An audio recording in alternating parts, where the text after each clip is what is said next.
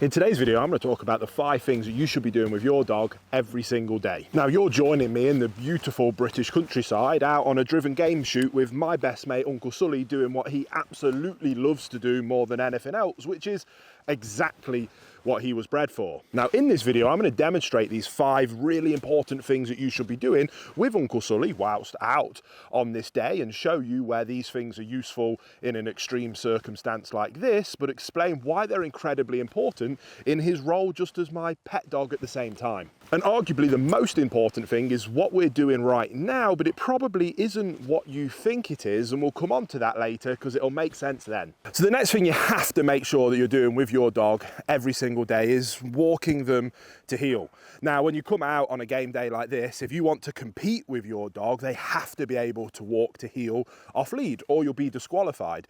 Now, I don't compete Uncle Sully, but it is just very nice to know that I can come out here and just know that wherever I am, he'll stay by my side without a lead. It just makes the experience more fun. But for you guys at home that might never come out on a shoot day like this, I still think that you should be teaching your dog how to walk to heel, because I truly believe that 98% of problem behaviors outside of the house can be solved if you teach your dog to walk to heel on a loose lead. You don't even have to do it off lead. That allows you the control, because for your dog to be able to follow your guidance and direction, they have to be able to see you. And for them to be able to see you, they have to be either just behind you or by your side. No matter which direction that you go, it means that you're in sync. It means that your dog's following you and they're looking to you for guidance and direction. It also means that they're not already 90% of the way towards reactivity because they're out there. They're nice and under control back here, waiting for your guidance and direction for you to be able to communicate to them what's next. So if you're having any difficulties with your dog outside of the house, the very first thing that I would be doing is teaching you and your dog how to walk nicely on a loose lead.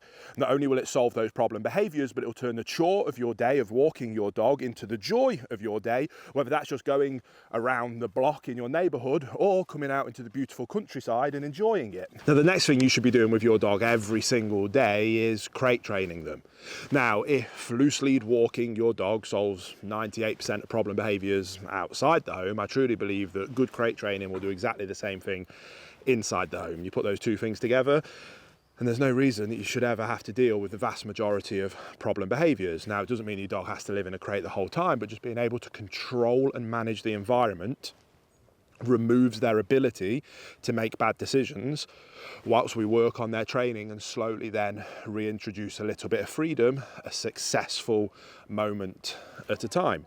Now, Uncle Sully doesn't really need a crate day to day anymore. He's absolutely superb, but the reality is that when we come out shooting, I need to be able to transport him, and oftentimes I need to be able to transport him with multiple dogs depending on where we're going. Sometimes you might get chucked in the truck with me, sometimes you might have to get trucked in a truck with somebody else or a van with somebody else, because we're all trying to condense down in vehicles. So him being able to jump in a crate quickly, often with other dogs, is really important. But like I say, for you guys at home, crate training is one of the most fundamental pieces of training, obedience, and things that you should just be topping up with your dog every single day. It teaches them how to be alone. It prevents separation anxiety. It stops them chewing and destroying.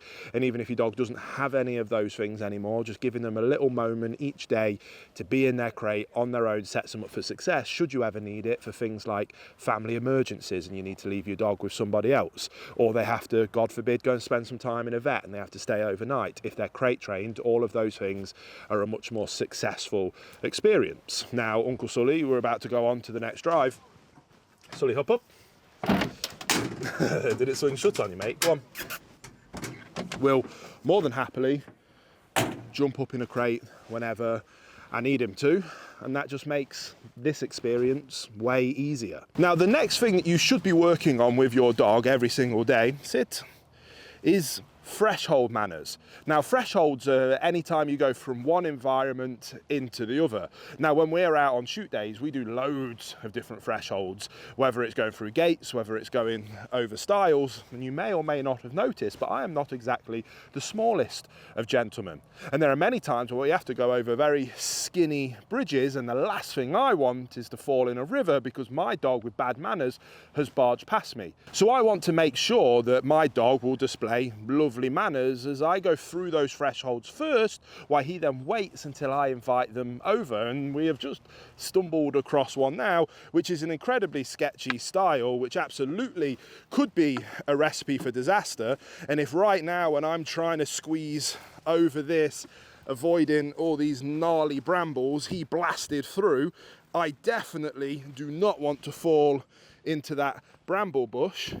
But I can ask him to display these excellent manners until I'm over safely, and then with just a simple Sully. It's not the most glamorous of approaches, but we've got over together. Now on the other side of the threshold, I simply ask for my heel command, and we will carry on to the next drive to continue our amazing day. Heel. Good boy, heel.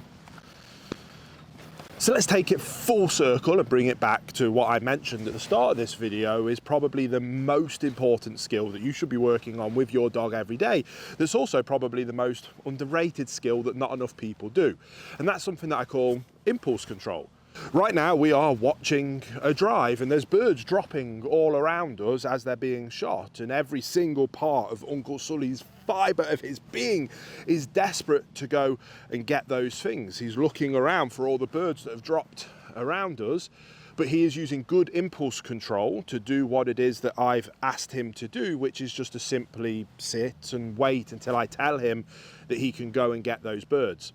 Now, when it comes to him as a pet dog, there's lots of things that we teach him, many things that we've talked about in this video, like heel, like crate training, like place work, like recall, all the other nice things that we do with our dogs, and we train them in our living room to teach them, and that's all great. But the reality is that it does not matter how much training you do in your home if you can't bring it out and use it in the real world, whether that's at something extreme like this, or whether it's just simply trying to take your dog to the pub and ask them to sit and chill. Yes, they might be able to do it in your home, but can they fight the impulse to go charging off towards that other dog that they've just seen over there, even though you've asked them not to? So you need to make sure that you're practicing the skill of impulse control. Now, how you go about doing that is really fun, and there's loads of fun ways that you can do it, and we cover loads of those here on this channel. So make sure you subscribe for new videos. I can't wait to see you over there.